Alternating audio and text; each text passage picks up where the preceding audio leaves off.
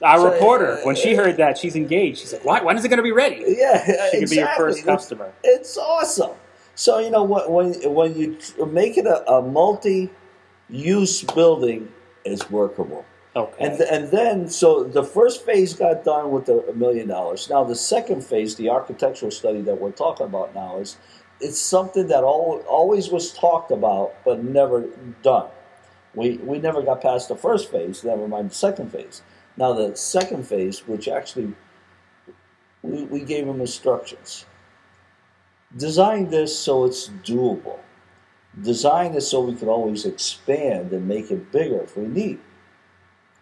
So, and that's what this architectural firm did, is that they designed it so where before the scare was always it's going to cost 20-30 million dollars, if that, maybe even more. But nobody was talking in an educated way about the true facts on what it's going to really cost. So now this gave us the true facts. Okay. The way it's designed right now, it could be built. It could be done for $3 to $4 million. That opened up my eyes. Never mind everybody, all these other professionals that we've been talking to. Is just now it's doable. That's a number where you could try to get Yeah, that money.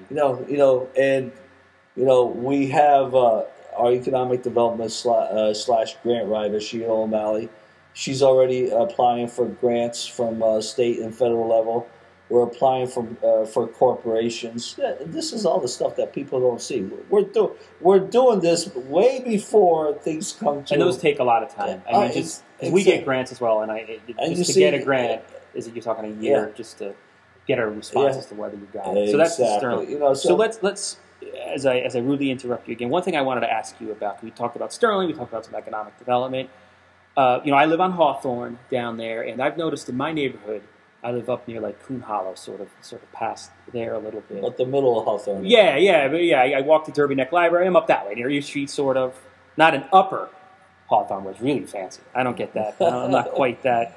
But I've noticed, there's a couple of blighted properties that have been sort of creeping up Hawthorne Avenue. The majority of crime, if there's any incidents in Derby, it's usually in that Halo district down the road. What's being done to the Halo project? From what I understand, it was ambitious, probably overly ambitious. But it was to redevelop. You have old housing down that way. Some would say substandard housing in that urban core down there. And if there's any type of crime, it's usually somewhere in that area. How do you, when we're talking about all this redevelopment and Sterling Opera House, what's being done to say encourage better landlords, to enforce the housing code, and to make quality of life, I guess, in that whole area better, if anything? First of all, is that we have been having conversations in regards to Halo going back 6 years as soon as I came into office. I met with Gloria Marischald, I believe you say that, and she's from Duke Realty. Again, there's another bad contract that existed between the city and them of not having enforceable timelines. So, again, like you said, the initial project is a great project. Lower Hawthorne and Hawkins, Anson, Lafayette, and Oak. That's the heart. That's the problem that exists and that needs to be taken care of. But you need a developer. The city doesn't have the money. The state doesn't have the money. You need a developer. We're talking with a prominent developer does a lot of work. I'm trying not to give a hint on who it might be. Does a lot of work in the surrounding areas that likes projects like this. And the discussions that we had is, it was too grandiose before. Just like with the high risers that were the pretty pictures that were made up with downtown project. They showed pictures of high risers. It's like going all the ways up Olivia Street, all the ways up to the end of Hawkins Street, Hawthorne Avenue, past to where your house is now. Is like, I'm sure you'll agree, your house doesn't need to be included into the Halo project. Right. And that's how there was an uproar as I came into office. Oh, I wasn't aware of that. Yeah, there was an uproar by all these other people. It is. I mean, it's a tough subject. It's a tough nut to crack because you're talking.